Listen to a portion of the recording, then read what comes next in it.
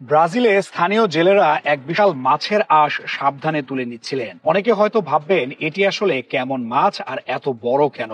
এর নাম অ্যারাপাইমা, যা বিশ্বের সবচেয়ে বড় মিঠা পানির মাছগুলোর মধ্যে অন্যতম।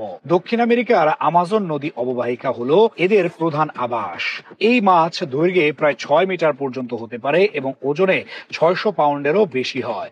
ধরা পড়ার পর সাধারণত প্রথমে এর আঁশ সংগ্রহ করা হয়, কারণ এগুলো অত্যন্ত শক্ত এবং নানা কাজে ব্যবহার করা যায়। অ্যারাপাইমার আঁশ দিয়ে তৈরি হয় অলংকার, বিলাসবহুল সামগ্রী যেমন মাছের চামড়ার জুতো এবং শিল্পকর্ম।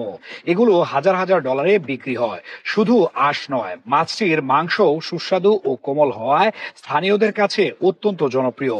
তবে এই মাছ ধরার ক্ষেত্রে কঠোর নিয়ম আছে এবং নির্দিষ্ট সময়েই ধরা যায়, যাতে ভবিষ্যতের জন্য প্রজাতিটি টিকে থাকে।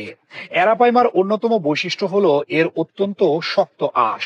জেলেরা মাছ ধরা মাত্র প্রথমেই এর আঁশ সংগ্রহ করে।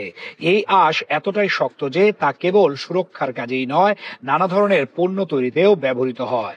স্থানীয়রা এগুলো দিয়ে অলংকার বানায়, আবার আন্তর্জাতিক বাজারে বিক্রি হয় বিলাসবহুল সামগ্রী হিসেবে। মাছের চামড়া দিয়ে তৈরি জুতো, ব্যাগ এবং শিল্পকর্মের চাহিদা এত বেশি যে এগুলো কয়েক হাজার ডলারে বিক্রি হয়। ফলে অ্যারাপাইমা শুধু খাবার নয়, অর্থনৈতিক সম্পদেরও এক বড় উৎস হয়ে উঠেছে। তবে এভাবে অতিরিক্ত শিকার করলে প্রজাতিটি হুমকির মুখে পড়তে পারে। তাই কর্তৃপক্ষ এর শিকারে কড়াকড়ি নিয়ম চালু করেছে। এই মাছের মাংস অত্যন্ত জনপ্রিয়। মাংস কোমল, কাটা কম এবং স্বাদে অনন্য হওয়ায় স্থানীয়রা এটি নানা রান্নায় ব্যবহার করে থাকে। মাছের মাংস প্রোটিন সমৃদ্ধ এবং স্বাস্থ্যকর হওয়ায় এর বাজার মূল্য বেশ উঁচু। তবে এই জনপ্রিয়তাই একসময় প্রজাতিটির জন্য হুমকি হয়ে দাঁড়িয়েছিল। অতিরিক্ত শিকার ও বাজারের চাহিদার কারণে অ্যারাপাইমার সংখ্যা দ্রুত হ্রাস পেতে শুরু করে। এর ফলে দক্ষিণ আমেরিকার বিভিন্ন দেশে সংরক্ষণ নীতি প্রণয়ন করা হয়। এখন নির্দিষ্ট মৌসুমে মাছটি ধরা যায় এবং প্রতিটি মাছ ধরা ও বিক্রির ক্ষেত্রে কড়া নিয়ন্ত্রণ আরোপ করা হয়েছে।